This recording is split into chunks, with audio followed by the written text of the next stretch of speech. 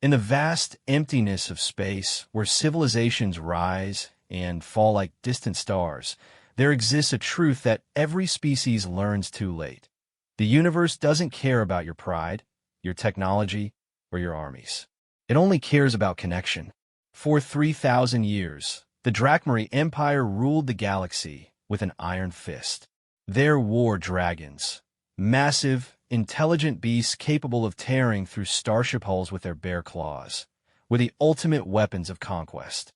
These creatures chose their riders through ancient rituals, bonding with the strongest, the most skilled, the most worthy warriors across dozens of worlds.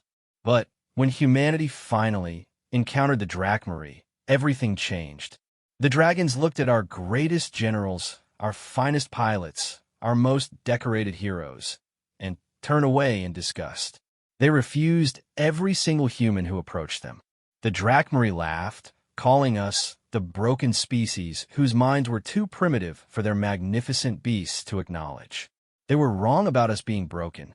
They were wrong about what their dragons were truly looking for. And they were about to learn that sometimes the greatest strength comes from those the universe has taught to listen with their hearts instead of their ears. This is the story of how a 17-year-old deaf girl from a farming colony became the rider of the most powerful war dragon in galactic history, and how she showed the universe what humanity really means. The morning Kira-chan discovered her world was about to end, she was lying flat on her belly in the wheat fields, watching a grasshopper clean its wings. The sun had just cleared the eastern mountains of Kepler, 442b, painting the golden grain in shades of amber that reminded her of her grandmother's old honey jars. She couldn't hear the wind rustling through the stalks, but she felt its gentle push against her back, and saw how it made the wheat dance in waves that stretched to the horizon. At 17, Kira had been deaf since birth, a genetic quirk that the colony's medical bay couldn't fix with their limited resources.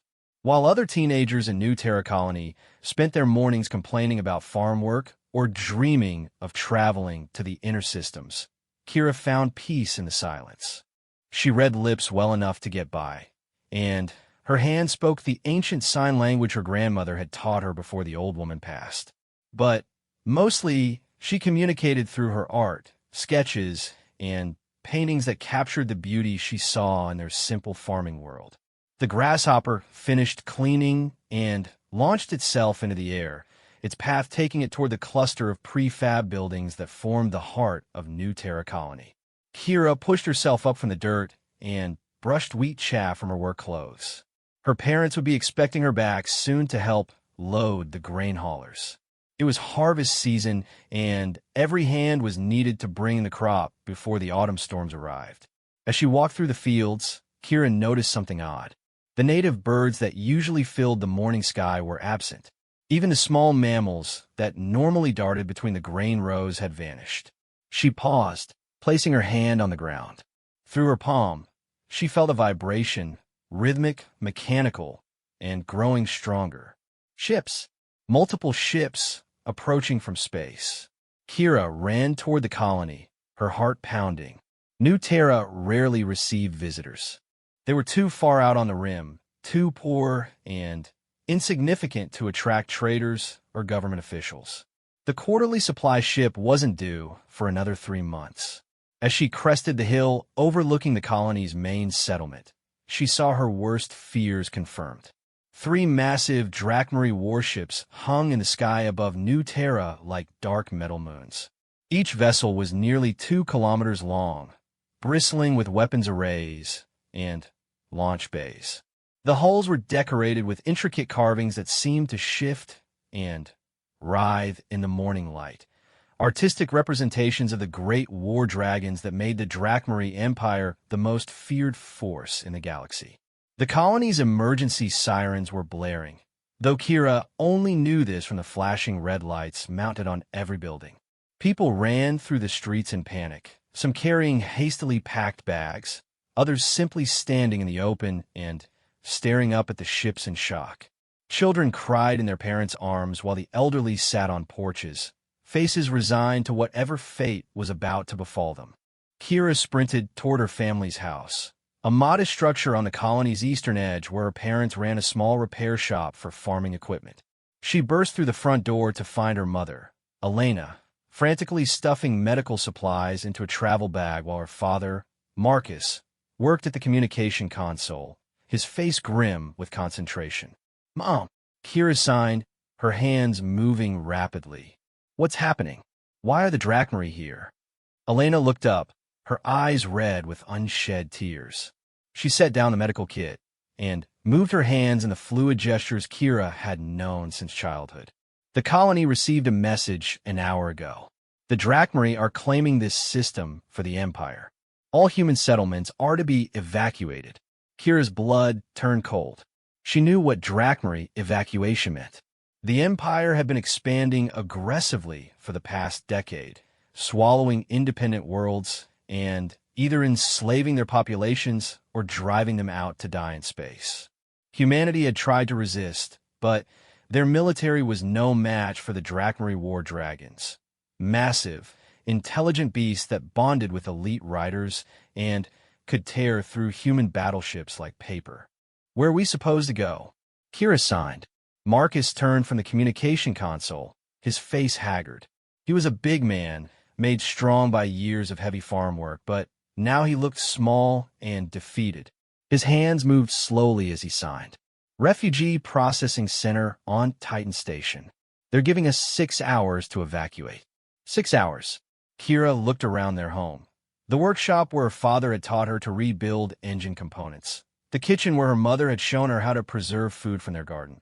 The small art studio where she'd painted hundreds of landscapes of their beautiful world. How do you pack a lifetime into 6 hours? A deep rumble shook the house. Through the window, Kira saw one of the Drachmari ships descending toward the colony's main landing pad.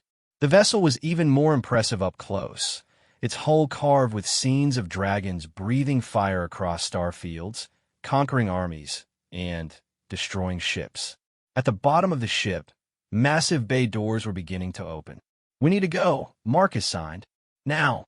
The family grabbed what they could carry and joined the stream of colonists making their way to the evacuation zone. The Drachmari had set up processing stations near the landing pad, where humans stood in long lines waiting to board transport ships that would carry them away from the only home most of them had ever known. As they walked, Kira caught sight of the Drachmari soldiers for the first time in person. They were tall, easily 7 feet on average, with scaled skin that ranged from deep green to burnished copper. Their faces were angular, almost reptilian, with large eyes that seemed to see everything at once. They moved with predatory grace, every step calculated and smooth. Most impressive of all were the ritual scars that covered their arms and faces, intricate patterns that told the story of their military achievements and spiritual bonds. But it wasn't the Drachmari soldiers that made Kira stop in her tracks. It was what emerged from the main ship's cargo bay. The dragon was magnificent and terrible, 40 feet from nose to tail, with wings that could span a city block when fully extended.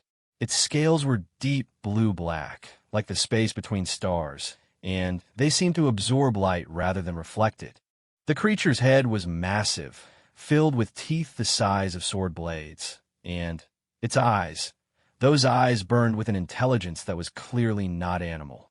This was Vorthak, one of the Drachmari Empire's most feared war dragons.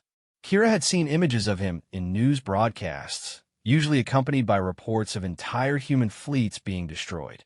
He had refused dozens of potential riders, even among the Drachmari elite. Some said he was too proud to accept any partner.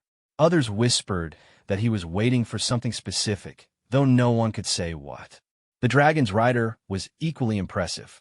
General Thakmor was a legend among the Drachmari, a warrior who had conquered more worlds than any other in the Empire's history. His scales were silver with age, and his ritual scars formed complex patterns that spoke of hundreds of battles won. He sat atop Vorthak's neck in traditional riding gear, a harness of woven metal and leather that allowed him to direct the dragon's movements through subtle shifts in posture and pressure. As the evacuation continued, more Drachmari officials emerged from the ships. Kira watched them process the human colonists with cold efficiency. Families were separated based on age and health. The young and strong were marked for slave labor in the Empire's mining operations. The elderly and sick were directed to different ships that, according to whispered rumors, never reached their supposed destinations. When the Chin family reached the front of the line, a Drachmarie clerk scanned them with some kind of handheld device. The alien's large eyes studied the readings on a screen, then focused on Kira with particular interest. "This one is defective," the clerk said in accented but clear English. His voice was deep, with a slight hiss on the consonants. "The hearing apparatus is non-functional." Kira felt her parents tense on either side of her. Marcus stepped forward, his shoulders square despite facing a creature that could break him in half without effort. "My daughter is not defective," he said firmly. "She's deaf, but she's brilliant. She can work harder than anyone in this colony." The Drachmarie clerk made a sound that might have been amusement. "Damaged goods have no value to the Empire. She will be processed separately." Elena's hands flew to her mouth to stifle a sob. Kira felt her world tilt sideways as she realized what was happening. They were going to kill her. Not because she had done anything wrong, but simply because they didn't consider her worth the expense of transport and feeding. "Please," Marcus begged, his voice cracking. "She's our only child. Don't take her from us."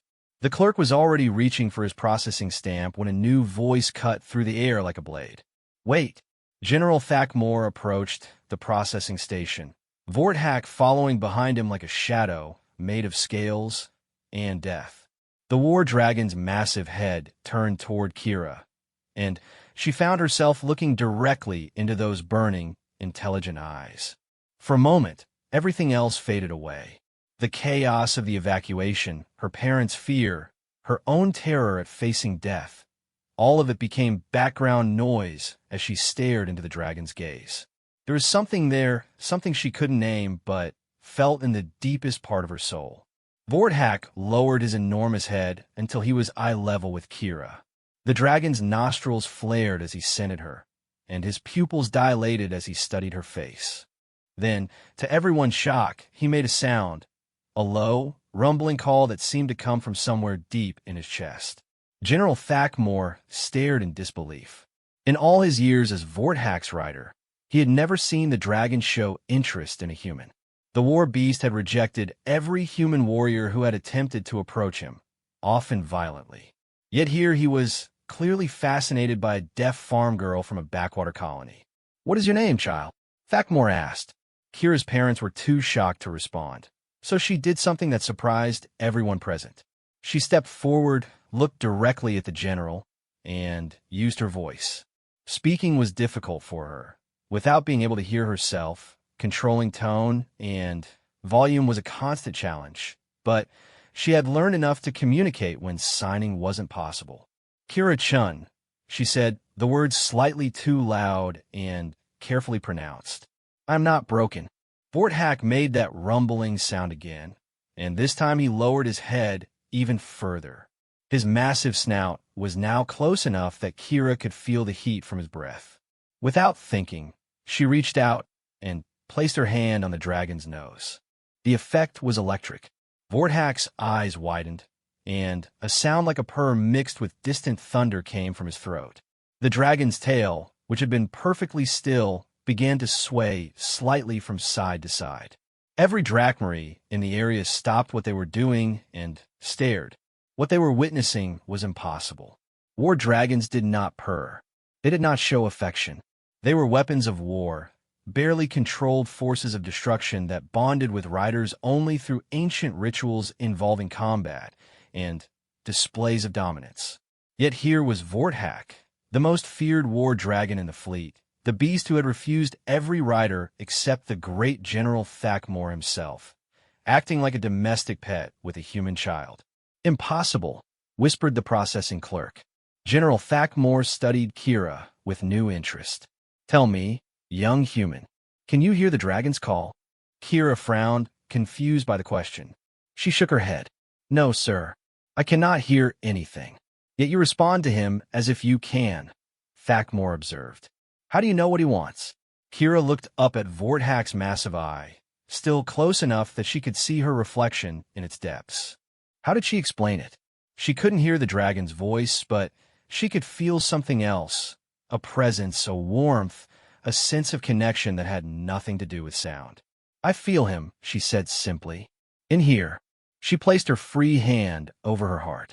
The general was quiet for a long moment, his scarred face thoughtful.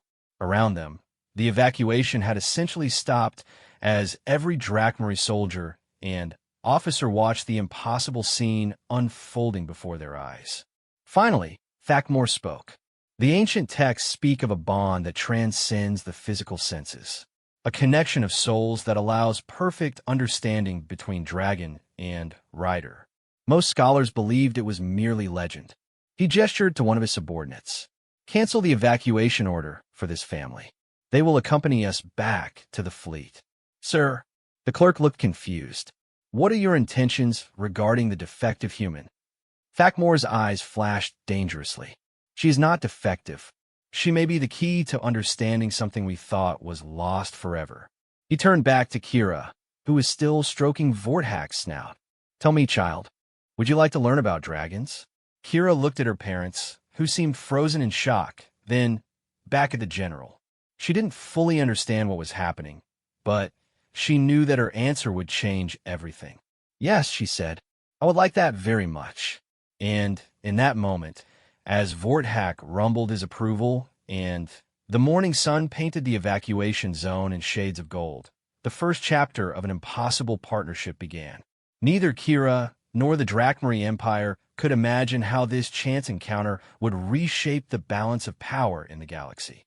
But somewhere in the vast network of Drakmari military communications, word was already spreading. The impossible had happened on a backwater farming world. A human child, a broken, defective human child, had formed an instant bond with one of their most powerful war dragons. And in the halls of the Imperial Palace, ancient prophecies that had been dismissed as folklore were suddenly being pulled from dusty archives and studied with new urgency. The Age of Dragons was about to change forever. The journey to the Drakmari fleet took 6 hours aboard General Thakmor's personal transport, a sleek vessel designed to accommodate both Drakmari dignitaries and their dragon companions. Kira spent most of the flight in a specialized holding bay with Vorthak, while her parents were housed in guest quarters that were luxurious by human standards, but probably basic by Drakmari ones. The holding bay was massive, with a transparent aluminum ceiling that gave Vorthak room to stretch his wings and look out at the stars. The dragon had claimed a space near the viewing panels, and Kira sat cross-legged beside his great head, one hand resting on the warm scales of his snout. She couldn't hear the ship's engines, but she felt the subtle vibrations of their journey through space. More importantly, she could feel something else, a presence in her mind that she was beginning to recognize as Vorthak's thoughts. It wasn't like hearing voices or seeing images.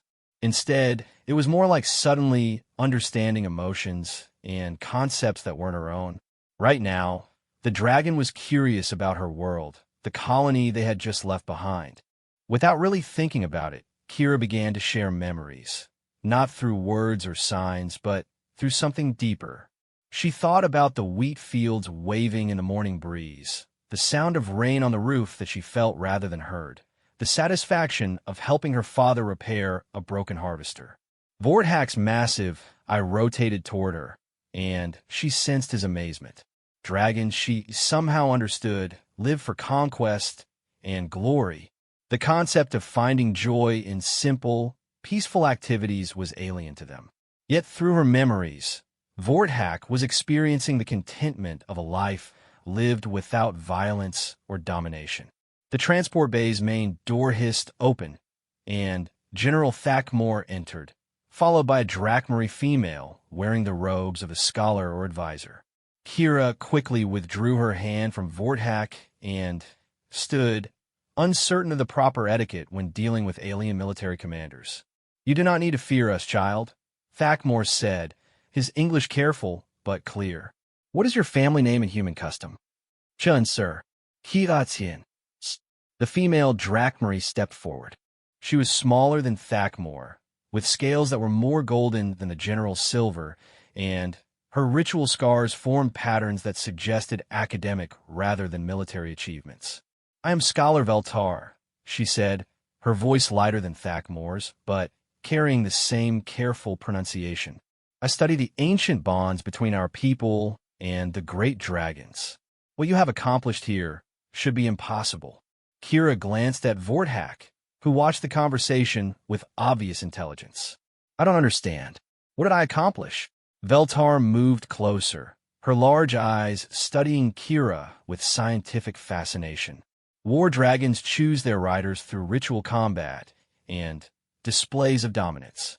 The process can take years, and many potential riders are killed during the trials. Even among our own people, a dragon might reject dozens of candidates before accepting one. But Vorthak accepted you immediately, Thakmor added. Without any ritual, without any test of strength or skill. He simply chose you. More than that, Veltar said, producing a handheld device that she pointed toward Kira and Vorthak. The screen displayed wave patterns that meant nothing to Kira, but clearly excited the scholar. According to these readings, you are maintaining a psychic connection with him even now. Your brain patterns are synchronized with his in ways we have never recorded before. Kira felt a flutter of fear. Is that dangerous? Vorthak made a sound that she was learning to recognize as reassurance. The dragon shifted his position so that his head was closer to her, and she felt a warm wave of protection flow through their connection. On the contrary, Veltar said, her excitement growing. It may be the most significant development in Dragon Rider relations in 1,000 years. Tell me, can you understand his thoughts? Kira hesitated, unsure how to explain what she was experiencing. Not thoughts exactly, more like feelings, intentions. Sometimes I know what he wants before he does it. The scholar's device beeped rapidly as it detected some kind of energy spike. Both Drakmari looked at their instruments in amazement. Remarkable, Veltar whispered. The connection is strengthening even as we observe it. General Thakmor was quiet for a moment, his scarred face thoughtful. When he spoke, his words carried the weight of major decisions being made. Kira-chun, I'm going to make you an offer that no human has ever received. Would you like to train as a dragon rider? The question hit her like a physical blow. Dragon riders were the elite of the Drakmari Empire, warriors of legendary skill who wielded the most powerful weapons in the galaxy. The idea that she, a deaf farm girl from a nowhere colony, could join their ranks seemed absurd. Sir, I don't know how to fight, she said. I've never even held a weapon. Fighting can be taught, Thakmor replied. What you possess cannot be. The bond you share with Vorthak is something our scholars thought was lost to history. Veltar leaned forward eagerly. The ancient texts speak of riders who could communicate with their dragons without words, who shared thoughts and emotions as easily as breathing. Such partnerships were said to be unbeatable in combat, capable of maneuvers that required perfect synchronization between mount and rider. But those are just legends, Thakmor said, or so we believed until now. Kira looked at Vorthak, whose massive eye was fixed on her face. Through their connection, she sensed his desire, not just for partnership, but for the kind of deep understanding that could only come from true unity of purpose. The dragon was as fascinated by her as she was by him. What would happen to my parents? She asked. They would be honored as family of a dragon rider, Thakmor assured her. Given quarters on the fleet ship, provided for and protected for the rest of their lives. It was an impossible choice. Everything she had ever known was gone. Her home, her world, her quiet life among the wheat fields. But maybe that life had been preparing her for this moment. All those years of communicating without words, of reading emotions and intentions from facial expressions and body language, of finding ways to connect with others despite the barriers her deafness created. How long would the training take? She asked. For a normal candidate, years, Veltar said. but with your natural bond, perhaps months. The dragon himself will be your greatest teacher. Kira closed her eyes and reached out through the strange connection she shared with Vorthak. The dragon's response was immediate and overwhelming: joy, anticipation, and something that felt remarkably like hope. When she opened her eyes, both Drachmarie were watching her expectantly. "I'll do it," she said. The next several days passed in a blur of medical examinations, psychological evaluations, and intensive briefings on Drachmarie culture and military organization. Kira learned that the Empire controlled nearly a third of the galaxy's inhabited systems, all of them conquered and held through the power of the war dragons. She met her parents every evening in the guest quarters, where she tried to explain what was happening through hastily learned sign language that her mother and father struggled to follow. The concepts were too alien, the implications too vast for easy translation. "Are you sure about this?" her mother signed during one of their visits. "These aren't our people, Kira. We don't know what they really want from you." "I think they want to understand something," Kira replied. "And I think Vorthak needs me for reasons I don't fully understand yet." Her father was more direct. "It's dangerous," he signed. "Dragon Rider's the incumbent. What if you get hurt? What if we lose you?" Kira reached across the table and took his hands. "Dad, we've already lost everything else. Our home, our world, our life. This might be the only chance for something better." It was Scholar Veltar who provided the historical context that helped Kira understand the magnitude of what was happening. The Drachmarie had been bonding with dragons for over 3,000 years, but the relationships had always been based on dominance and control. Riders proved their worth through combat, and dragons accepted them as the strongest available option. But there are legends, Veltar explained during one of their sessions, of a different kind of bond. Ancient texts speak of riders and dragons who were true partners, who thought as one mind in two bodies. Such pairs were said to be invincible, not because of their individual strength, but because of their perfect unity. "What happened to them?" Kira asked. "No one knows. The ability seemed to fade from our bloodlines over time. Some scholars believe it was bred out deliberately by leaders who feared such powerful partnerships might challenge the established order." "And you think I have this ability?" Veltar showed her the readings from their daily tests. "I think you have something far stronger than anything in our historical records. Your synchronization with Vorthak improves every day. Yesterday, you anticipated his movements by 3 full seconds. Today, you were moving before he even decided what he wanted to do." The breakthrough came during Kira's first formal training session with Vorthak. General Thakmore had arranged for them to use the flagship's main hangar bay, a space large enough for the dragon to fly in limited patterns while Kira learned to maintain their connection under stress. The goal was simple. Kira would sit on Vorthak's back while he performed basic maneuvers, and she would try to predict his movements before they happened. If successful, she would signal her predictions to the observing Drachmarie officers through hand signals. What happened instead was something no one was prepared for. The moment Kira settled into the riding harness on Vorthak's back, their connection exploded into something far beyond what they had experienced before. Suddenly, she wasn't just sensing his emotions and intentions, she was sharing his senses. Through his eyes, she could see the hangar bay with crystal clarity. Through his body, she could feel the power coiled in his massive muscles. And for the first time in her life, Kira could hear. Not through her ears, which remained as silent as ever, but through Vorthak's hearing. The dragon's auditory perception was far more sophisticated than human hearing. He could detect sound frequencies that stretched from subsonic rumbles to ultrasonic whispers. Through their bond, all of it flowed into Kira's consciousness. She heard the hum of the ship's engines, the conversations of the Drachmarie officers below, the subtle creaking of Vorthak's harness as he prepared to move. But, most amazing of all, she heard the dragon's voice, not the external sounds he made, but the true voice of his thoughts speaking directly into her mind.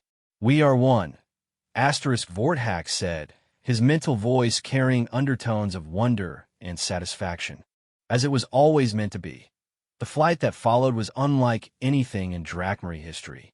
Kira and Vorthak moved as a single entity, performing maneuvers that should have required years of practice to coordinate. They banked and rolled through the hangar bay's obstacle course with fluid grace, their movements so perfectly synchronized that it seemed as though the dragon was dancing with himself. When they finally landed, the observing officers stood in stunned silence.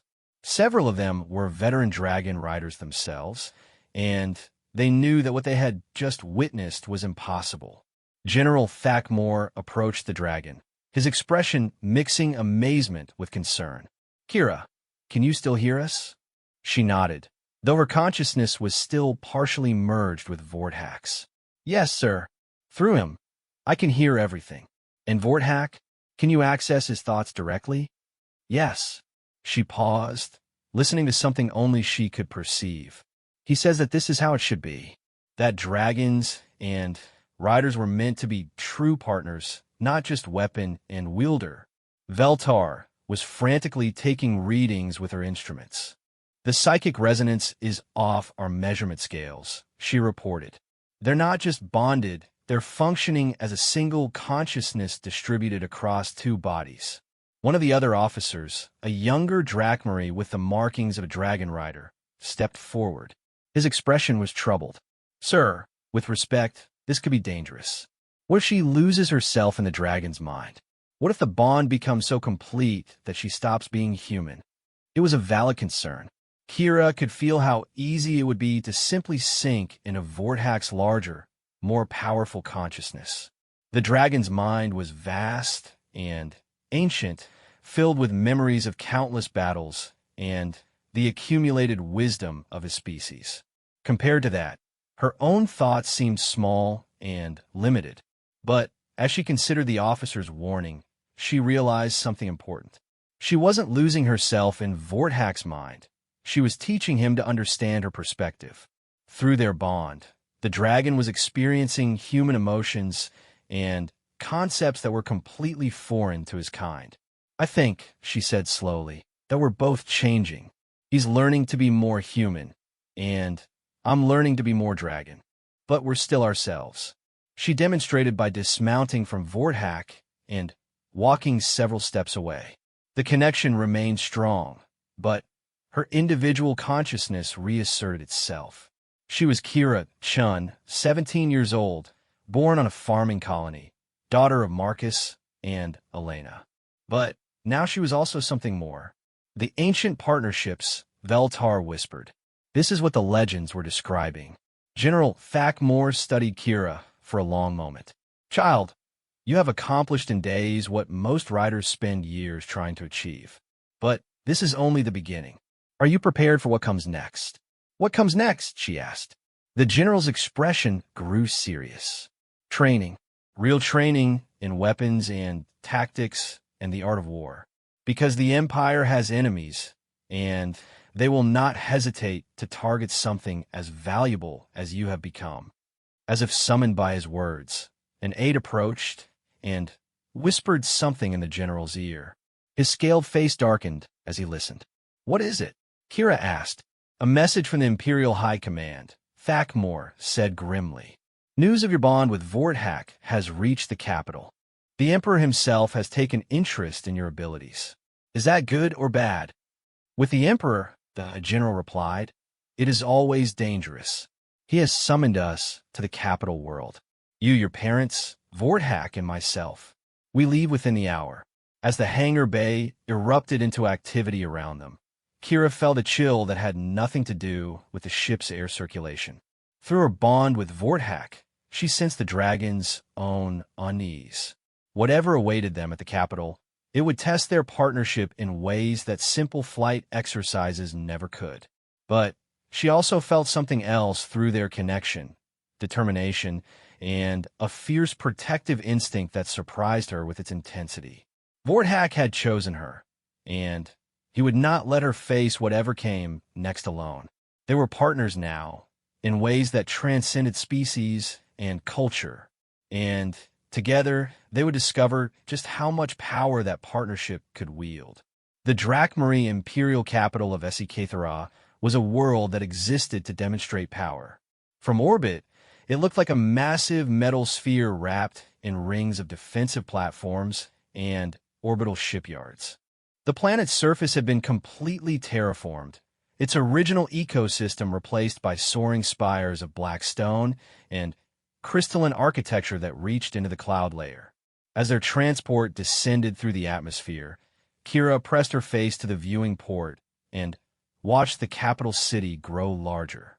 It stretched from horizon to horizon, a metropolis that housed nearly 1 billion Drakmari and represented the administrative heart of an empire that controlled hundreds of worlds. Impressive, is it not?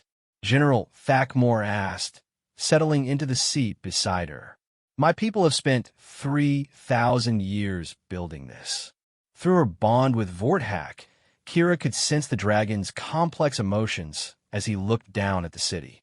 There was pride there, but also something darker, a recognition of the cost in blood and suffering that had gone into creating such magnificence. How many worlds did you conquer to build it? She asked. The question was blunt, even rude by diplomatic standards, but Thakmor seemed to appreciate her directness. All of them, he said simply. Every stone, every crystal, every piece of metal came from tribute paid by conquered peoples. Including humans? Humans are new to our empire. Most of what you see predates our contact with your species by centuries. The transport touched down on a landing platform that seemed to float impossibly high above the city streets. As they disembarked, Kira was struck by the sheer scale of Drakmari architecture. The buildings around them rose like mountains, their surfaces covered with intricate carvings that told the history of the Empire's conquests.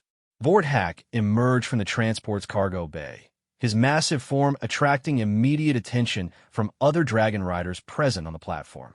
Their mounts were impressive, sleek, powerful beasts with scales that gleamed like polished metal. But none matched Vorthak's size or the aura of barely controlled power that surrounded him. A contingent of Imperial guards approached, their ceremonial armor polished to mirror brightness. Their leader, a tall Drakmari with scales like burnished copper and scars that spoke of decades of combat, bowed formally to General Thakmor before turning his attention to Kira. I am Commander Zekral of the Imperial Guard, he said, his English heavily accented but understandable. The Emperor has commanded that you be brought to the throne chamber immediately. Kira's parents, who had been silent during the journey, now looked terrified. They had been provided with translation devices, but the technology couldn't bridge the cultural gap that separated them from this alien environment. Will my family be safe here? Kira asked. They will be housed in the palace of honored guests, Commander Zekral assured her. No harm will come to them while they remain under Imperial protection. The journey through the capital was a blur of impossible sights. They traveled in a hover car that flew between the massive towers, giving Kira glimpses of Drakmari life at every level of their society. She saw military academies where young Drakmari practiced combat forms that had been perfected over millennia. She witnessed markets where traders from across the galaxy sold exotic goods from conquered worlds. And everywhere, she saw evidence of the Empire's power, statues of great military leaders, monuments to famous victories, and always the presence of dragons soaring through the crystalline spires. The Imperial Palace was less a building than a small city unto itself. Its walls stretched for miles in every direction, and its towers pierced the cloud layer to reach into the upper atmosphere. At its heart stood the throne chamber, a vast dome of transparent crystal that offered a view of the entire capital. As they approached the chamber's massive doors, Kira felt Vorthak's tension through their bond. The dragon had been here before, but never under circumstances like these. Through his memories, she caught glimpses of previous visits, formal ceremonies, military briefings, and presentations of tribute from conquered worlds. The doors opened with a sound like distant thunder, revealing the throne room within. The space was enormous, easily large enough to hold several full-size dragons.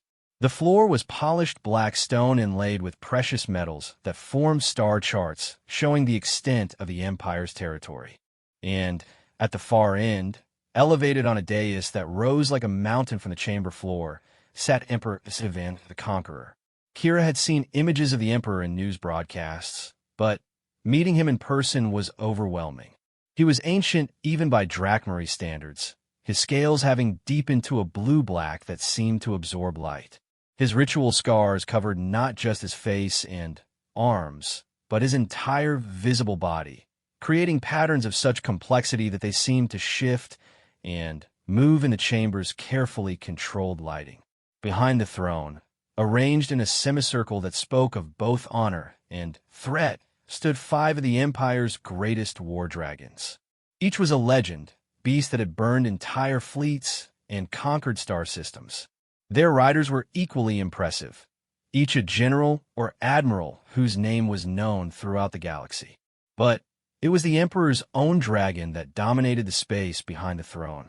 Rakthar the World Ender was the largest war dragon in recorded history, a creature of such power and ferocity that his very presence seemed to warp the air around him. His scales were deep red, like cooling lava, and his eyes burned with an intelligence that had guided the Empire's expansion for over 2 centuries. "Approach," the Emperor commanded, his voice echoing through the chamber with the force of absolute authority. Kira, General Thakmor, and Vorthak moved forward together, their footsteps echoing in the vast space. When they reached the appropriate distance from the throne, Thakmor performed a formal bow, and Kira attempted to copy his movements. "So," Emperor Sivan said, his gaze fixed on Kira with unblinking intensity, "this is the human child who has accomplished the impossible." "Yes, Your Imperial Majesty," Thakmor replied. "Kira Chun has formed a bond with Vorthak unlike anything in our historical records." "Show me," the Emperor commanded. Kira looked uncertainly at General Thakmor, who nodded encouragingly. She approached Vorthak and placed her hand on his snout, immediately feeling their connection strengthen and deepen. Through the dragon's enhanced senses, she could perceive things that her human awareness had missed. The Emperor's dragon, Rakthar, was studying them with dangerous intensity. The other war dragons were restless, their riders ready for combat at a moment's notice. And underlying everything was a sense of tension, as if the entire chamber was balanced on the edge of violence. "Remarkable," one of the generals murmured. "The synchronization is immediate and complete." Emperor Isikavan leaned forward on his throne, his ancient eyes studying Kira with scientific fascination. "Tell me, human child, what do you hear when you touch your dragon? His thoughts, Your Majesty, his memories, his understanding of the world. And what does he hear from you?" Kira paused, reaching deeper into their bond. "My emotions, my memories of home, of family, of a life without war." "Peace," the Emperor said, his voice carrying a note of contempt. "You bring concepts of peace to a war dragon." "Yes, Your Majesty. And how does that serve the Empire's needs?" The question was loaded with danger. Kira could sense through Vorthak that several of the other dragons were becoming agitated, their riders' hands moving toward weapons. Whatever she said next could determine not just her fate, but the fate of her family and everyone she cared about. "I think," she said carefully, "that a dragon who understands peace might be more effective at ending wars." The Emperor's expression didn't change, but Kira felt a shift in the chamber's atmosphere. Through Vorthak, she sensed that her answer had surprised the assembled Drachmary leadership. "Explain," the Emperor commanded. "War dragons are weapons of destruction," Kira said, drawing on insights that came from her growing understanding of Vorthak's nature. "They burn worlds and destroy fleets, but they can't build lasting peace. A dragon who understands both war and peace might be able to do something more valuable, convince enemies to surrender before fighting becomes necessary." One of the generals scoffed. "Surrender is the result of superior force, not philosophical understanding." "Is it?" Kira asked. "How many worlds has the Empire conquered in the past century?" How many resources are spent maintaining control over populations that resist your rule? What if there was a way to achieve the same results with less cost and blood and treasure? Emperor Van was quiet for a long moment, his ancient mind considering her words. When he spoke, his voice carried the weight of absolute authority. You propose efficiency over tradition, practical results over established methods. I propose using every advantage available, Your Majesty. The emperor stood from his throne, his imposing figure casting long shadows across the chamber floor. Then, you'll have the opportunity to prove your theories. The Empire faces a new threat, a coalition of human worlds that has declared independence from our rule. They have developed new weapons, new tactics, and they believe they can stand against our dragons. He gestured to a holographic display that materialized in the center of the chamber. It showed star charts marking the locations of rebel worlds, their defensive positions, and estimated military capabilities. 3 full battle fleets have been assigned to crush this rebellion. The Emperor continued. You and your dragon will accompany the primary assault force. If your methods prove effective, you will be elevated to full Dragon Rider status and granted a place among the Empire's elite. If they fail, he didn't need to finish the threat. The consequences of failure were obvious. Your Majesty, General Thakmore interjected. The child has had only days of training. To place her in active combat so soon will test whether her abilities are truly useful or merely curiosities, the Emperor finished. The rebellion must be crushed quickly and decisively. If this human and her dragon can contribute to that goal, they will be rewarded. If not, they will be disposed of. Kira felt fear spike through her connection with Vorthak, but underneath, it was something stronger, determination. The dragon had chosen her for reasons she was only beginning to understand, and he wasn't going to let her face this challenge alone. When do we leave? She asked. Tomorrow, the Emperor replied. You'll have tonight to prepare. Commander Zekrel will provide you with basic equipment and tactical briefings. As the audience concluded and they were escorted from the chamber, General Thakmore placed a reassuring hand on Kira's shoulder. You did well, he said quietly. The Emperor is not easily impressed, but I believe you have gained his attention. Is his attention a good thing? Kira asked. That remains to be seen, that the general replied. But it is better than his indifference. Indifferent emperors have no use for failed experiments. That evening, in the quarters provided for her in the Palace of Honored Guests, Kira sat with her parents and tried to explain what had happened in the throne room. Her mother cried quietly while her father held her, both of them struggling to understand how their daughter had become a pawn in an interstellar conflict. I don't want you to go, Elena signed, her hands shaking with emotion. I don't think I have a choice, Mom, Kira replied. If I refuse, they might decide we're not useful anymore. What if you don't come back? Marcus asked. Kira reached out through her bond with Vorthak, who was resting on a platform outside her window. The dragon's presence was reassuring, a steady warmth that promised protection and partnership. I will come back, she said, with more confidence than she felt. Vorthak won't let anything happen to me. But, as she lay in bed that night, listening to the alien sounds of the capital city through the dragon's enhanced hearing, Kira wondered if she was making promises she couldn't keep. Tomorrow, she would face her first real test as a dragon rider.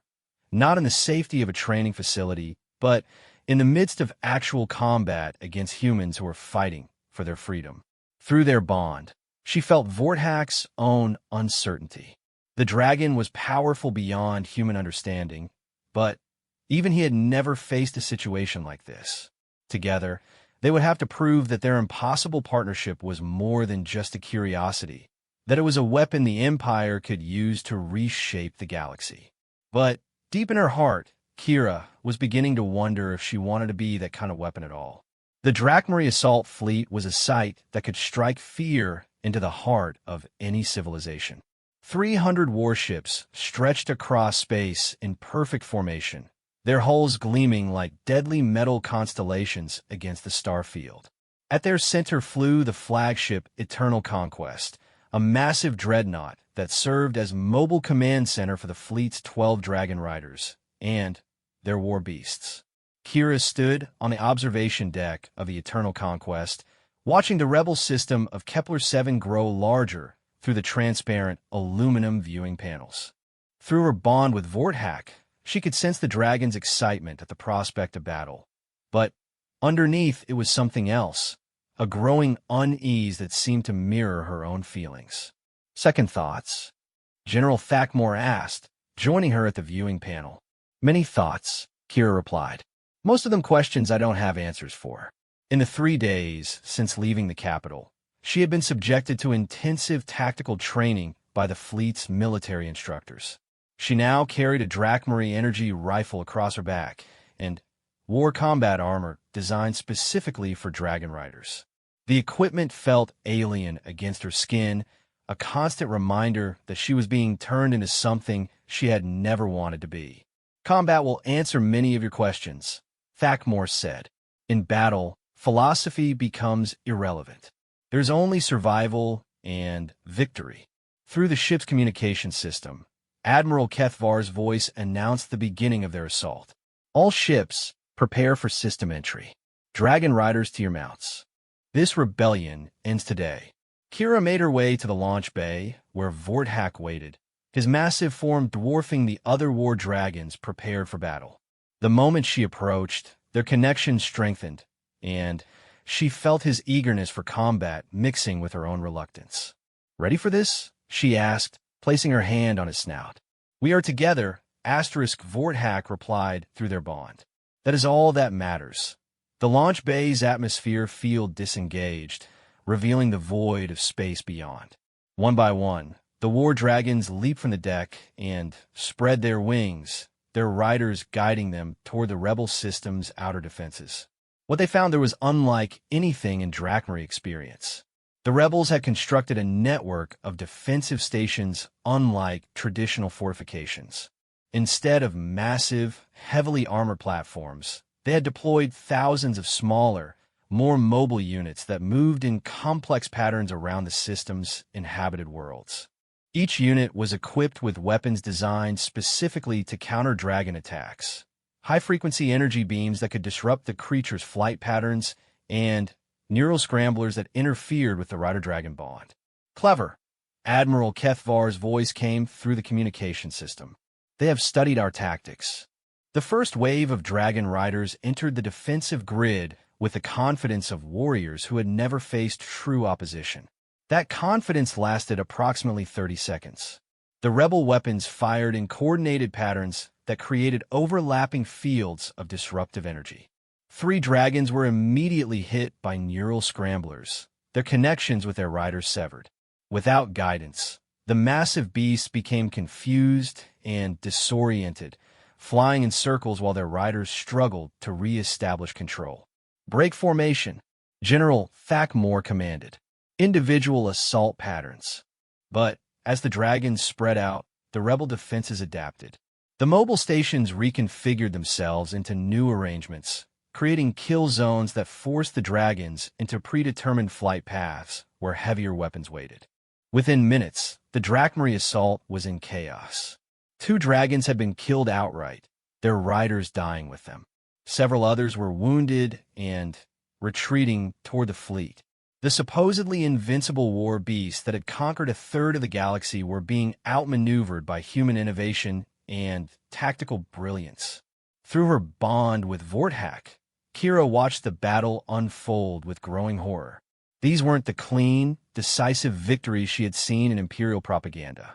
This was brutal, desperate combat where beings died in screaming agony while their partners felt every moment of their pain. Something is wrong. Vorthak observed through their connection. This is not how battle should be. What do you mean? Kira asked. The humans fight like they have nothing to lose, but also like they know exactly how we think. The dragon was right. The rebel tactics weren't just effective. They were perfectly calibrated to counter Drakmari strategies that had remained unchanged for centuries. Someone had studied the Empire's methods and developed countermeasures with frightening precision. Kira, General Thakmore's voice came through her helmet's communication system. You and Vorthak are to remain with the reserve forces until— No, she interrupted, surprising herself with her boldness. We need to try something different.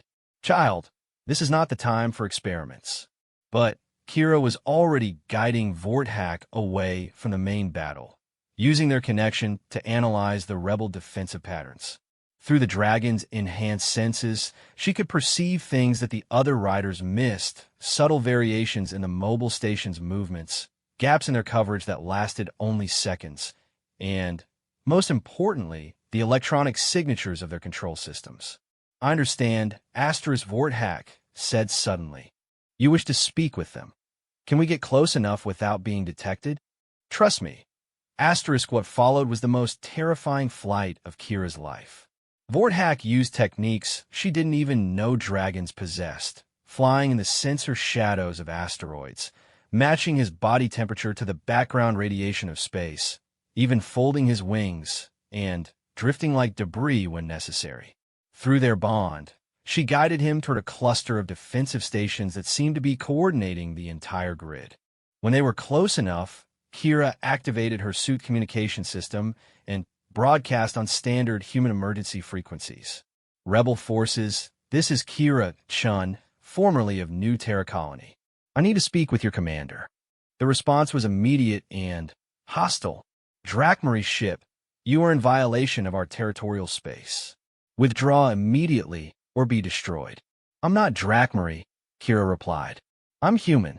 My colony was evacuated 3 weeks ago. I know you're fighting for your freedom, but there has to be a better way than this. A different voice came over the channel, older and carrying the authority of command. New Terra Colony was reported destroyed with all hands. Who are you really? My name is Kira Chun. My parents are Marcus and Elena Chun. We ran the equipment repair shop on the colony's eastern edge. I'm 17 years old. I was born deaf, and 3 weeks ago my world was changed forever when I bonded with a war dragon. There was silence on the channel for several long moments. When the voice returned, it carried a note of shock. Kira, this is Admiral Sarah Martinez, formerly Captain Martinez of the New Terra Defense Force. We received reports that your colony was destroyed in the evacuation. Kira's heart leaped. She remembered Captain Martinez, a stern woman who had visited their colony twice a year to check on their minimal defense systems. Captain Martinez? You're alive. Admiral Martinez now, the voice replied grimly. I command the Kepler-7 defense fleet, and according to my sensors, you're sitting on the back of one of the largest war dragons we've ever detected. His name is Vorthak, and, Admiral, I think I might be able to end this battle without anyone else dying. Explain. Quickly. Through her bond with Vorthak, Kira could sense the dragon's confusion about her intentions. He had been created and trained for war, but he was beginning to understand that she offered a different path. The Drakmary don't understand humans, Kira said. They think we're just another species to be conquered and controlled. But we're not. We're survivors, innovators, and we refuse to give up. They can't comprehend that because they've never faced a species like us before. That's not exactly news, Admiral Martinez replied. What's your point? My point is that I can show them. Through Vorthak, I can let the other dragon riders experience what it means to be human, to fight for freedom instead of conquest, to choose cooperation over domination. On the command channel, she could hear urgent conversations in the background. Finally, Admiral Martinez spoke again. What exactly are you proposing? A demonstration. Let me show the Drakmary fleet what humans are capable of when we're fighting for something we believe in. Give me 10 minutes to prove that there's more value in partnership than in conquest. And if you're wrong, then you continue the battle as planned. But, Admiral, if I'm right, this could change everything. There was another long pause. When Admiral Martinez spoke again, her voice was heavy with the weight of command decisions. 10 minutes, she said. But if this is some kind of trick, it's not, Kira assured her. I give you my word as a daughter of New Terra. As the rebel weapons powered down and an uneasy ceasefire settled over the system. Kira turned her attention to the Drakmari fleet. Through her bond with Vorthak, she reached out to the other war dragons, using the connection that all dragons shared to broadcast her thoughts and emotions. What she showed them was her own journey, from the wheat fields of New Terra to the throne room of the Emperor. But, more than that, she shared her understanding of what it meant to be human. The dragons experienced her memories of family love, of finding beauty in simple things, of the determination to protect what mattered most even when facing impossible odds. And, through those memories, they began to understand something that the Drakmari Empire had never grasped. Humans weren't just another species to be conquered. They were potential partners, beings capable of growth and change and innovation that could benefit everyone. The response was immediate and overwhelming. Several dragons began to resist their riders' commands, refusing to continue the attack. Others broke formation entirely, their massive forms drifting in space as they processed concepts that challenged everything they had been taught. "What are you doing?" General Thakmor's voice crackled through Kira's helmet. "The dragons are not responding to commands. I'm showing them a better way," Kira replied. "A way that doesn't require anyone else to die today." Through the fleet's communication channels, she could hear chaos as dragon riders struggled to understand why their mounts were no longer obeying orders. But she could also hear something else: wonder, as the creatures they had believed to be mere weapons began to demonstrate independent thought and moral reasoning. Admiral Kethvar's voice cut through the confusion. "All units, withdraw to the fleet. We need to reassess the situation." As the war dragons reluctantly returned to their ships, Kira felt a mixture of triumph and terror. She had proven that her bond with Vorthak could influence other dragons, that the concepts of peace and cooperation could be transmitted through the psychic networks that connected all the war beasts. But she had also challenged thousands of years of Drakmari tradition and military doctrine. When word of this reached Emperor Van, there would be consequences. "You have done something unprecedented," Vorthak observed through their bond. "The other dragons are changed." "Change how?" They questioned. Before today, they simply obeyed. Now they wonder if there might be better ways to live. As they flew back toward the eternal conquest, Kira realized that she had crossed a line she couldn't uncross. She was no longer just a human who could ride a dragon. She was a catalyst for change in an empire built on conquest and domination. The question now was whether that change would be allowed to continue, or whether the empire would decide that she had become too dangerous to let live. The emergency council aboard the Eternal Conquest was unlike anything in Drakmari military history. For the first time in 3,000 years of conquest, a battle had been stopped not by superior firepower or tactical brilliance, but by philosophy transmitted through the psychic bonds between dragons and their riders. Admiral Kethvar stood at the center of the conference room, his scaled face displaying the kind of confusion that came from having fundamental assumptions shattered. Around the holographic tactical display, 11 dragon riders sat in various states of bewilderment and anger. Their dragons, normally as predictable as any weapon, had refused direct orders and demonstrated independent moral reasoning. "Explain to me again," Admiral Kethvar said, his voice tight with barely controlled frustration, "how a human child has compromised the effectiveness of the Empire's most powerful military assets." General Thakmor gestured toward Kira, who sat between him and Scholar Veltar. Despite being the center of the crisis, she looked remarkably calm.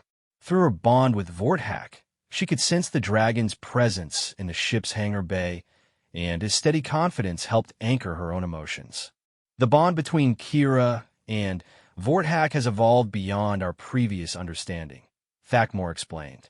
"They function as a single consciousness distributed across two bodies. When she projects her thoughts and emotions, Vorthak amplifies them through the psychic network that connects all dragons." "You're saying she infected our war beasts with human sentiment?" General more than snarled. He was the youngest rider present, his dragon having been among those who refused to continue the attack. This is sabotage. Is it sabotage? Veltar interjected. Or evolution? The dragons didn't reject their rider's commands out of defiance. They made moral choices based on expanded understanding. Admiral Kethvar turned to Kira, his large eyes studying her with the intensity of a predator evaluating potential prey. What did you show them? The truth, Kira replied simply, that there are ways to resolve conflicts without destroying everything in your path. War is the natural state of the universe. General more than declared. The strong dominate the weak. The dragons understand this. Do they? Kira asked. Because from what I experienced through Vorthack, the dragons have never been asked what they want. They've been tools, weapons, instruments of others' will. What if they're capable of more than that? Before anyone could respond, the conference room's communication system activated. The image of Emperor Van appeared in the holographic display, his ancient features stern with imperial displeasure. Admiral Kethvar, report on the status of the Kepler-7 operation. Your Imperial Majesty, the Admiral said, performing a formal bow even though he was addressing a hologram. The assault has been postponed due to unexpected complications. Explain these complications. Kira felt every eye in the room turn toward her as Admiral Kethvar struggled with how to explain the situation.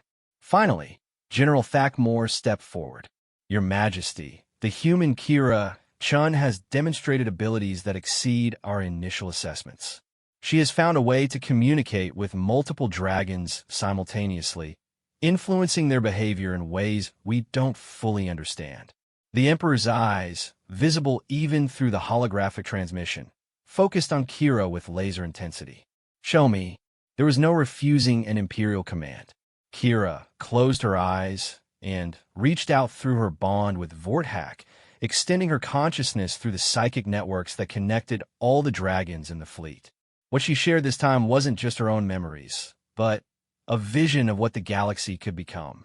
She showed them worlds where Drachmarie and humans worked together, combining draconic power with human innovation to create something greater than either species could achieve alone. She shared images of peaceful colonies where conflicts were resolved through negotiation rather than conquest, where dragons served as partners rather than weapons. The response was immediate and shipwide.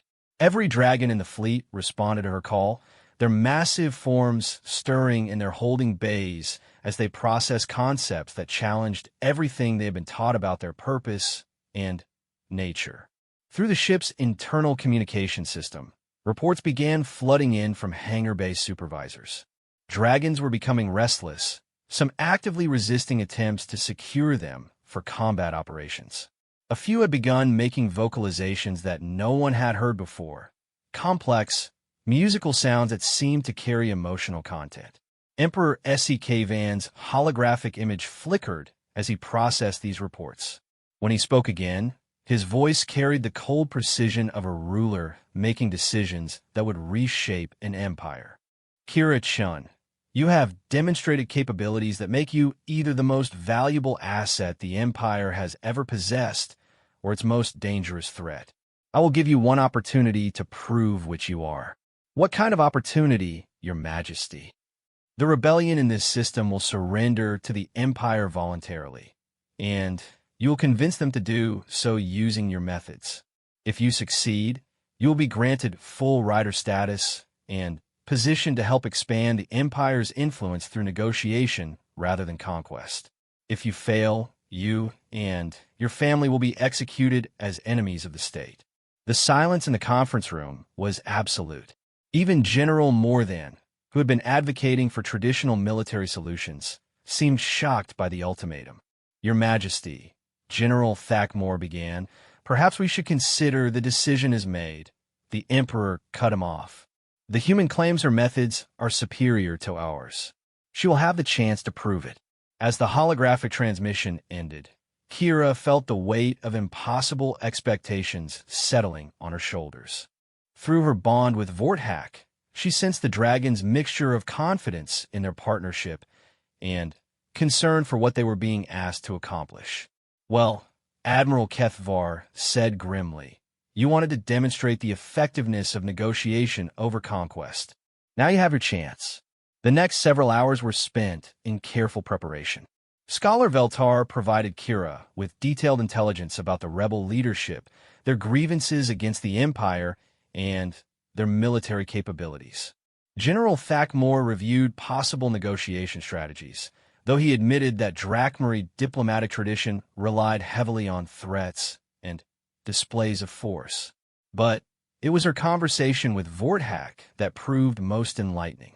Through their bond, the dragon shared his understanding of the other war beasts in the fleet, their personalities, their individual bonds with their riders, and their growing questions about their role in the Empire's expansion.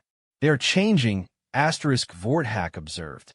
Your thoughts have given them concepts they never possessed before. Some are frightened by these new ideas. Others are excited. What about their riders? Kira asked. That is more complex. Some riders are beginning to question as well. Others resist the change. There may be conflict. It was a sobering thought.